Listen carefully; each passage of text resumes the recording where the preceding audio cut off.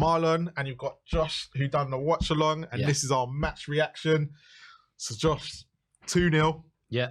First half, tell me about it. First half, I feel like we struggled at points.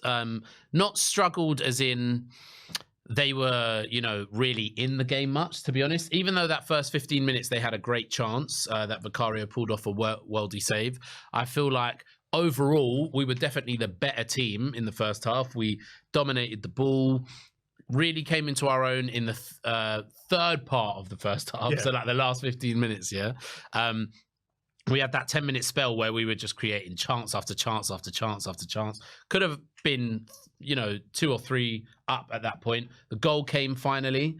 And I was really pleased with our performance in the first half overall. What did you think of it? No, I have to agree with you. It was good. It was a good performance, actually, I thought, in the first half. I thought we didn't create much, but we were trying to get them to make the mistake. And that's where I did say quite early on, if we can get them to make the mistake, then we are going to get a goal. And true to say, I pointed out the man that was going to do it, Bassi. He just couldn't play with his feet, and he's given us 2 goals today. He just gave us 2 goals today. But defending-wise, he was on the end of everything. Yeah, he gave Son no change or anything like that. But every time he kept going out wide, and that was the bit that we were going to get. Yeah, but Richarlison was good in the first half. Brilliant. I thought he was good. Højbjerg stepped in where he needed to. Yeah, I think that was quite important today. Especially being at home. I thought Kulu didn't play as good as he can, but I think he did come into the game with those 15 minutes. Yeah, I think that was what was most important. But yeah, second half. Yeah, second half completely flipped on his head. I felt like we had no real control in the game, I would call it. Do you know what I mean? Like, we didn't really seem to be putting those little triangles, combinations together in midfield. That was where I really felt we started to miss Basuma a lot, even though I don't think Højbjerg was bad, and I think Højbjerg was really good in this game. And he did some things that Basuma couldn't, like, you know, I was talking about him playing the long balls out into the wide positions for our wingers, which is brilliant. But when it comes to those tight, intricate motions where you're rolling a player and trying to build a bit of space, take players out, we didn't have that in midfield. And then it just got worse when Udogie came off, because Udogie can do a bit of that when he inverts. And then, you know, with Skip coming on, Sarr going off as well, we looked a bit like old Tottenham, didn't we? We looked a bit like last season. We did, but I just want to get a special mention to that back 4 and that goalkeeper. Oh, brilliant! It's another clean sheet. Yeah. I'm not going to sit here and say, apart from one bit in the first half that I looked nervous with them, they won everything. You know, everything in the air, everything in the feet, everything that was going past them. Even when Royale came on, it didn't stop the momentum defensively. Yeah, it just stopped it going forward. Yeah, agreed. But Porro, they're becoming a bit of a unit. Yeah. Is this looking good going forward now? Yeah, definitely. Every single game, the Spurs in me gets butterflies thinking about our defenders before a game. And I think rivals still think we've got a bad defence. They're like, oh yeah, but your defence will chuck it away. No, we haven't, actually. I'm talking about that core of Vicario, Romero, and Van der Ven. It's got to be, it's up there. It's definitely one of the best, top 4 in the league, I'd say. Do you think that unit right now is the closest we have got to Rose, Vertonghen, Toby, Walker and Lloris at the time? Yes. Defensively, it's funny because I think Vicario's better and got a higher ceiling than Lloris. I honestly do. I think he's got a higher ceiling than Lloris because he's doing the shot stopping, but he's got a better. I kind of agree with you, but I get what you're saying. Yeah. I'm not saying he's better than prime Lloris now, but he's got a higher ceiling. And then the defenders, I think, can live up to that. Porro is very different to Kyle Walker. I don't think he offers the same going forward or backwards, so it's hard for me to say what's better. But that's why I say close. But this is the closest that we see. I'm looking at that defense now, and this is the first time since that was broken up that I'm feeling very confident with this defence. Yeah. Like last game, I predicted our clean sheet against Luton because I just thought they're not good enough to break us down. And I said earlier before we came on the stream, I don't see where the threat from Fulham is going to come from. And it was because of those 5. Yeah. And just seeing the way they played today, I'm glad I said it because I'm believing in more and more as they go on. Yeah. And the more they're playing together, I'm starting to see a unit. I think they'll start to keep more clean sheets as well. Vicario at the moment, he's not just proven me wrong. He's proven half the fan base wrong. Yeah. Right? Because if you go back to people's tweets, Instagrams, and Vicario side, right? You can even Ben, I'm looking at you. Do you remember? The cheap option everyone was going, and look at it now. It's becoming a bit of, actually, it doesn't matter what he does for the rest of the season. Yeah. If I'm looking at the 2 and what they've done of the keepers we were linked with, it's not just him. You look at the other keepers that have been signed in the league. Yep. You got Raya, Onana, Sanchez for Chelsea.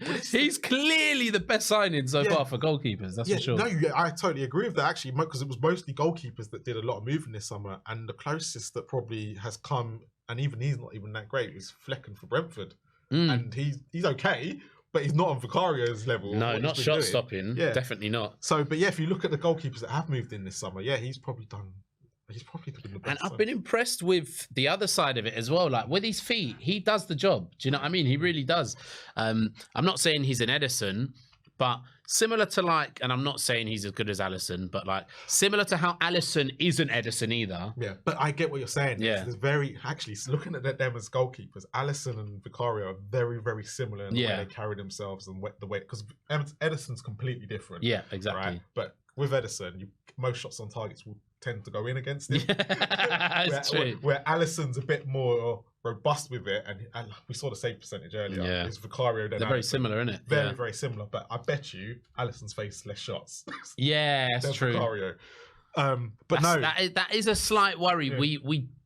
We do give up opportunities every game. That's the only thing I would say. But is that not? If that for me is tangible. We're always going to give up opportunities. And if you look at, say, let's take Arsenal last year, right? How many times in games did we say, why are people not taking their chances? Why are people not taking their chances? And then when Liverpool, those 2 years that Liverpool lost 1 game in 2 years or something, the way they won the league, how many times were we saying, Liverpool give up chances, you've got to take them, you've just got to take them. And that's the thing that we're getting at the moment, is that when teams are getting chances, look at the chances Fulham have had today, they're not taking them. Yeah. Luton, well, I'm trying to think, what was... Luton had a few, but we went down to 10. What were the clear-cut chances today, apart from the header that Vicario saved? So Jimenez and probably Wilson there at the end. Where Vicario kind of he comes back. There was another one now, and Vicario saved it as well, but I can't think of who it was. But they've got there's chances, but if you look at it, the only one that was really clear-cut was Jimenez. Yeah. Because that was literally, he had the whole goal to aim at, and they've given him the opportunity. But the rest are just opportunities that we're giving up. Yeah. And it's just whether they're good enough to take them. Yeah. And that's Agreed. the thing. So, but apart from them, but yeah. The front top of the league. Top of the league. Yeah. Obviously, we said Kulu probably didn't have his best game. But again, another 90 minutes. Yeah. He also played both games for Sweden, I think. He's one of them that was probably feeling it the most today. But Richie? Can't fault him. He seems to start games quite well, on the left. Yeah. But I've noticed that it's always in the second half that he starts to go back to old Richie. His touch starts going funny. I feel like I don't know if that's maybe jet lag, because obviously I felt like, because even Romero kind of was, you could see he was starting to feel it. So I don't know with the South Americans it is that how much traveling they're doing, but. Yeah, he was feeling it in that second half, because his touch is quite poor anyway. But it wasn't as fluid as it was in this first half. Yeah, that's the only thing. But I thought, if I'm being honest, there wasn't one bad performance out there. I didn't like Emerson when he came on. I'm sorry, he invited pressure on us. I know you were saying he wasn't bad defensively, but defensively he was. But he gave the ball away by our goal a couple of times. He had blocks, he had one header. He was doing a Bassi, basically. He was doing a Bassi. Yeah, what we expected. Yeah, so if I was going to say worst player, maybe him or Skip even. Skip didn't really find himself. And Brennan, to be honest, none of the subs really did. They came on too late for me. Oh, that's true. They came on too late. Yeah. I think, Skip and I think because if they were called all of a sudden, they probably weren't prepared. Yeah. To come on. So I think you're right. They probably wasn't great because of that reason. Mm-hmm. But that's another goal from Son. Yeah. It's another goal from Maddison. Yeah. You know, Son and Maddison is kind of like the Kane-Son thing, isn't it? Do you know what I mean? It's a bit of a funny one. And with Basuma as well coming in there. Yeah. If we can this was our first game without Basuma. Yeah. So I'm quite happy with that. We've got Bentancur to come back into this team, hopefully. I'm really hoping one of the wingers, I don't care which one it is, one of the wingers needs to step up, like as in Hill, Richie suddenly turns it around, or Brennan. And if we start getting a goal threat from one of them, then it's gonna be on top for people. Honestly, I totally agree with you there, because whoever's been on the right and left, they haven't scored enough. They haven't contributed enough in goals, and even if they're gonna score at least 10 this year, that's all we need. They need to start as well, man. We need the Kulu that was the last 6 months of Conte, where was it 7 goals he scored? It was mad. Yeah, it was mad. And a lot of that was the fact that Kane was there, so it's like Kulu hasn't got the same presence in the box for now. Do you know what I mean? Because look, he's created chances, but people haven't taken them. No, very true. But maybe, and Brennan Johnson. I think Brennan Johnson can contribute. I just think he's going to take some time. In this team, and he's come back from injury, hasn't he? So hopefully. But Friday, Palace. Wow, it's just a few days, isn't it? 3 days turnaround. So, what are your thoughts on man of the match? Who's your man of the match? That's a good point. I didn't even think about that. I know Sky Sports gave it to Maddison, but I might actually give it to Højbjerg. That's actually a shout. Because actually he's come into a team where all of us, and even me included, thought, oh, here we go. It's Højbjerg. But Ange did come in and go, if there's anyone who's already made replacement, it's Højbjerg. Yeah. And he started off a bit shaky, but maybe that's because we were judging him quite early on. Yeah. But actually, when we think about the 90 minutes as a whole, he played well. So agreed, I'll definitely. Give it to him, even though I still think Vicario made some match-winning saves. Van de Ven, the back 4 or 5 were great, but just because of the situation that he was in, I would give it to Højbjerg. For me, it's Vicario. He saved 2 goals today. Yeah.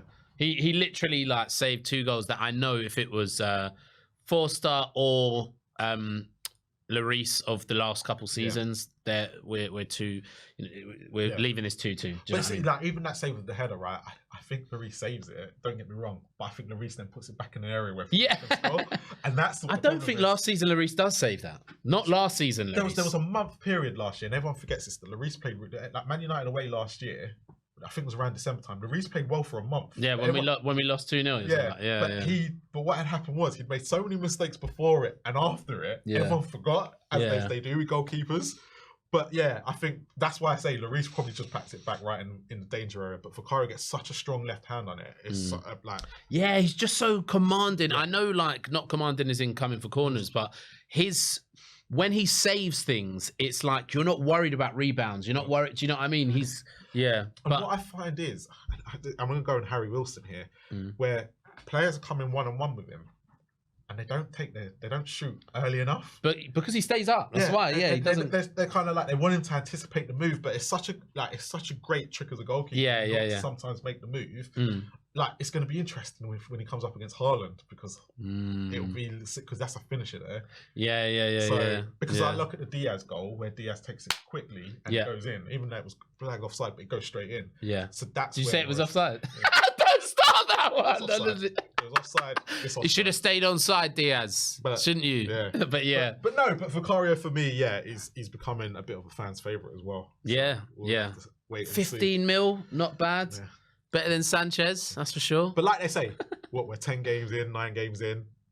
Do we get excited about it now with him, or do we have to wait till the season? With him, I think he's proven that. Look, he's going to have a bad run of form. Yeah. He's definitely going to have a bad run of form at some point. All players do. He should be allowed to as well. But I think he's shown this is the hardest part. Coming into a new team in England, nobody knows you. Everyone's doubting you. Pressure, do you know what I mean? He's there. Today, Monday night, under the lights, everyone's watching right now. Do you know what I mean? So, I'm happy with him. I think we can be happy with him. The question is, should we start dreaming? Could we? I'm not going to start dreaming until Chelsea. After Chelsea? What if we beat? Yeah. Are we at home? Yeah, we're at home as well. God, if Poch comes to our gaff and does something, I'm going to be really pissed off. That's what my worry is. I think that's the only time. Because the way they're playing now, they're playing all right, man. They can't finish, but it'd be the one game they'll turn up and they'll just be able to finish everything. But that's what I mean. That's what's different. You know, you were talking about the Ange thing. Yeah. Now we've got Vicario. Yeah. It's like I'm not as like I'm starting to believe with things. You know what I mean? But anyway, as each game goes by, like, look, I see Palace as it can be a problem. But it's only going to be a problem if we make it a problem this week. I think if we go with that same starting lineup, it's away, isn't it? It's away. Yeah. I think we generally do well at Selhurst Hotspur. Would you start Basuma? This is the big question. I just don't. After that Luton thing, I don't trust him not to get a yellow. Well, he's going to get a yellow, and that's the thing.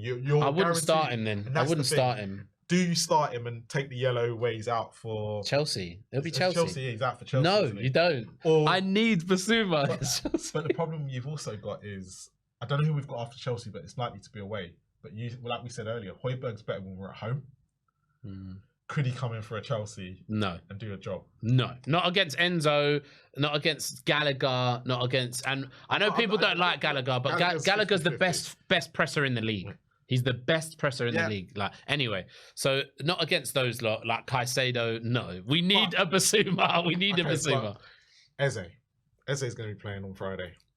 Yeah, Can Højbjerg handle Eze? Not. I'm sorry, but he's not. But if I'm looking at Eze and Gallagher, I'm more worried about Eze than I am. Yeah, but Eze's one. That's a three that you're talking about. Three quality midfielders.